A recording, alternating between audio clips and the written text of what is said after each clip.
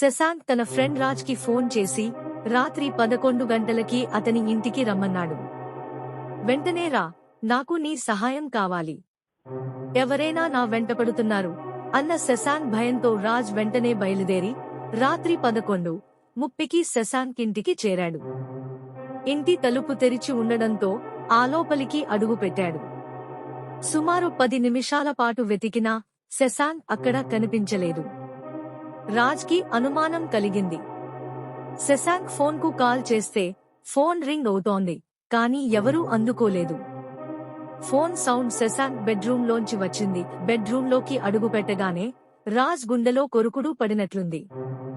Floor మీద phone పడి ఉన్నది, కానీ శశాంక్ అక్కడ లేదు. అదే సమయంలో తలుపు వెనుక నుంచి ఓ ఆకారము కదులుతున్నట్లు అనిపించింది. రాజ్ వెంటనే వెనక్కి తిరిగి చూడగానే ఒక బిగ్గర శబ్దం వినిపించి సడన్ గా లైట్ వెలిగింది. శశాంక్ ఒక్కసారిగా బయటకు వచ్చి పెద్దగా నవ్వుతూ, సర్ప్రైజ్! ఇది అంతా మేము ప్లాన్ చేసిన డ్రామా. హ్యాపీ బర్త్డే రా అని చెప్పాడు. రాజ్ ఆశ్చర్యం, భయం కలగలసి ఊపిరి పీల్చుకున్నాడు. కథ చివరికి సస్పెన్స్ ఏదో అనుకుంటే అది సర్ప్రైజ్ బర్త్డే ప్లాన్ గా మారింది.